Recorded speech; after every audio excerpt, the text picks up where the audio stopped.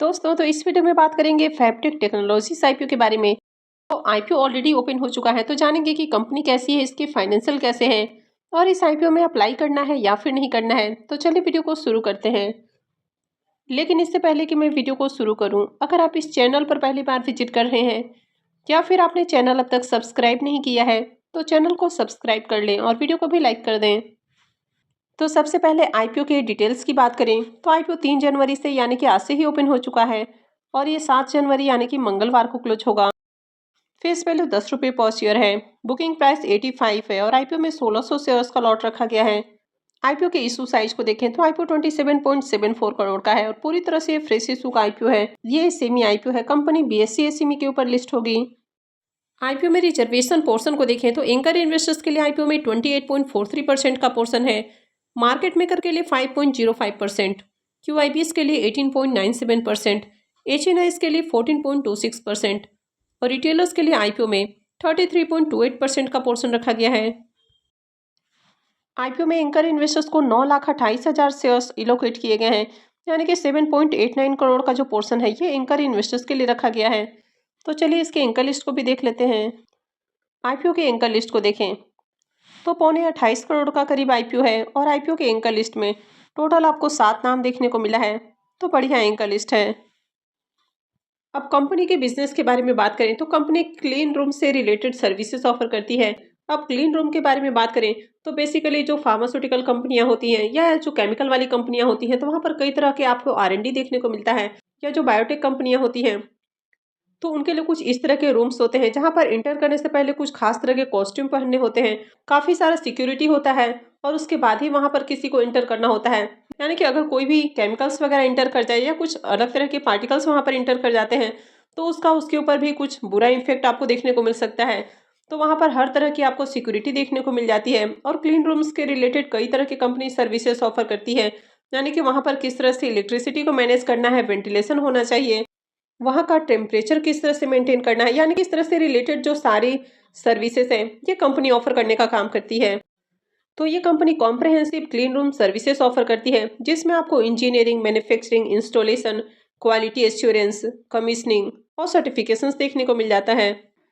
तो company wall panel, door, ceiling panel, heat ventilation, air conditioning system और इलेक्ट्रिफिकेशंस, तो ये सारे वर्क में इंगेज देखने को मिल जाती है, यानी कि इस तरह के सर्विसेज देती है।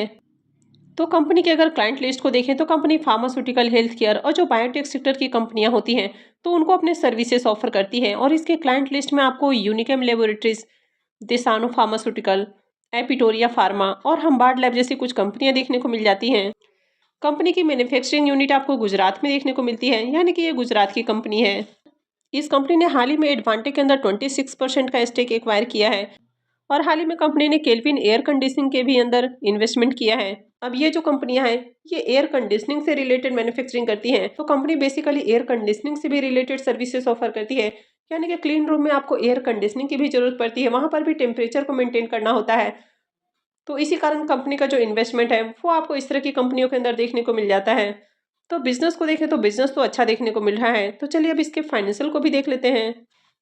कंपनी के फाइनेंशियल को देखें तो फाइनेंशियल 22, 23, 24 3 सालों के कंप्लीट फाइनेंशियल है और फाइनेंशियल 25 के 2 क्वार्टर यानी कि 6 मंथ का फाइनेंशियल है।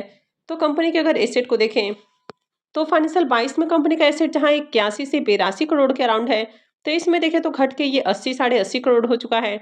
24 में देखें तो फिर से जंप है और 89 करोड़ का एसेट है और फाइनेंशियल 25 के 2 क्वार्टर में देखें तो ये बढ़ के 94 करोड़ है, यानी कि एसेट इंक्रीज हो रहा है। रेवेन्यू को देखें तो कंपनी का जो रेवेन्यू है ये फाइनेंशियल 22 में 113 करोड़ है, 23 में देखें तो 125 करोड़ हो चुका है, लेकिन 24 में देखें तो इसमें काफ़ी बड़ी गिरावट है और इसका जो रेवेन्यू है वो गिर के करीबन 98 करोड़ के अराउंड है। और फाइनेंशियल 25 के 2 क्वार्टर में देखें तो कंपनी का जो रेवेन्यू है वो बढ़ के आपको 62 करोड़ देखने को मिला है। यानी कि फाइनेंशियल 24 के मुकाबले 25 के 2 क्वार्टर में देखें तो जंप थोड़ी सी देखने को मिल रही है। कंपनी के अगर प्रॉफिट को देखें तो फाइनेंशियल 22 में कंपनी जहां 3 करोड़ 60 लाख का प्रॉफिट बना रही है, 23 में देखें तो बढ़ के ये 8 करोड़ के अराउंड हो चुका है, यानी कि मोर देन डबल आपको इसका प्रॉफिट होते हुए देखने को मिला है। 24 में देखें तो यहाँ पर प्रॉफिट के अंदर भी गिरावट है और 5 करोड़ 78 लाख का प्रॉफिट है, यानी कि 23 के मुकाबले 24 में देखें तो प्रॉफिट के अंदर 27% की आपको गिरावट देखने को मिल रही है। और फाइनेंशियल 25 के 2 क्वार्टर में देखें तो यहाँ पर फिर से शानदार जंप है और 5 करोड़ 40 लाख का कंपनी ने प्रॉफिट 6 महीने में ही बनाया है। कंपनी के अगर नेटवर्थ को देखें तो ईयर ऑन ईयर कंपनी का नेटवर्थ इंक्रीज हो रहा है। इसके रिजर्व को भी देखें तो कंपनी का रिजर्व भी लगातार आपको बढ़ते हुए देखने को मिला है। कंपनी के पास अभी 52 से 53 करोड़ का रिजर्व है, तो काफ़ी अच्छा रिजर्व है। और अगर कंपनी के कर्ज को देखें तो कंपनी का जो कर्ज है ये भी लगातार आपको रिड्यूस होते हुए देखने को मिला है। और कंपनी के ऊपर मात्र 3 करोड़ 20 लाख का कर्ज है, तो बहुत ही कम डेट है, तो डेट का कोई इशू नहीं है। तो कंपनी के अगर ओवरऑल फाइनेंशियल को देखें तो ओके फाइनेंशियल है, बहुत अट्रैक्टिव फाइनेंशियल नहीं है। कंपनी के अगर वैल्यूएशंस को देखें तो 104 करोड़ की कंपनी आपको देखने को मिल रही है। इसके आरओई को देखें तो 11.96 का है, तो आरओई आपको थोड़ा कम देखने को मिल रहा है। आरओसी 15.83 का है, तो ये अच्छा देखने को मिल रहा है। डेट टू इक्विटी रेशियो 0.11 का है, तो कंपनी के ऊपर ज़्यादा डेट नहीं है। रिटर्न ऑन नेटवर्थ को भी देखें तो ये भी कम है, 11.95% का आपको रिटर्न ऑन नेटवर्थ देखने को मिल रहा है। और पैट मार्जिन देखें तो 5.90 का है, तो पैट मार्जिन भी लो है, यानी कि कंपनी के फाइनेंशियल ज़्यादा अट्रैक्टिव नहीं है। इसके पी मल्टीपल को देखें तो पी मल्टीपल 13.31 का है, तो कंपनी बहुत ज़्यादा ओवर वैल्यूड प्राइस के ऊपर तो नहीं आई है, यानी कि प्राइस वाइज देखें तो रिजनेबल प्राइस रखा गया है। आईपीओ के ऑब्जेक्टिव की बात करें कि कंपनी आईपीओ से जो फंड रेज करने वाली है तो उसका यूज़ कहाँ करेगी, तो सबसे पहला यूज हो जाता है long term working capital requirement. Second हो जाता है कि कंपनी केल्विन एयर कंडीशनिंग को एक्वायर करने का प्लान कर रही है, तो उसके ऊपर कुछ इन्वेस्टमेंट करेगी। और थर्ड हो जाता है जनरल कॉर्पोरेट पर्पस। आईपीओ में लॉट साइज की बात करें तो आईपीओ में 1600 शेयर्स का एक लॉट होने वाला है, और एक लॉट के ऊपर इन्वेस्टमेंट अमाउंट 1,36,000 रुपये रहेगा। इस कंपनी में प्रमोटर्स की होल्डिंग को देखें तो प्रमोटर्स की होल्डिंग अभी 93.07% है, और आईपीओ लिस्टिंग के साथ ही प्रमोटर्स की होल्डिंग कम हो जाएगी। आईपीओ के शेड्यूल को देखें तो आईपीओ 3 जनवरी से यानी कि आज से ही ओपन हुआ है, और ये 7 जनवरी को यानी कि मंगलवार को क्लोज होगा। आईपीओ का जो अलॉटमेंट डेट है वो 8 जनवरी है, रिफंड डेट 9 जनवरी है, क्रेडिट डेट भी 9 जनवरी है, और आईपीओ की लिस्टिंग 10 जनवरी को होने वाली है।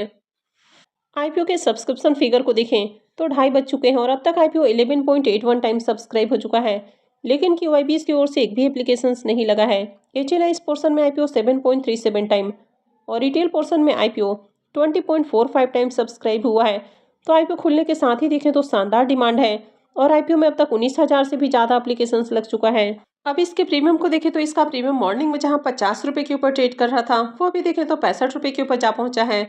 आईपीओ में 1600 शेयर्स का लॉट है, तो आईपीओ से 1,04,000 रुपये का करीब प्रॉफिट हो सकता है। इसके प्रीमियम को देखें तो प्रीमियम 76% से भी ऊपर ट्रेड कर रहा है, तो इसका प्रीमियम काफ़ी हाई प्राइस के ऊपर देखने को मिल रहा है।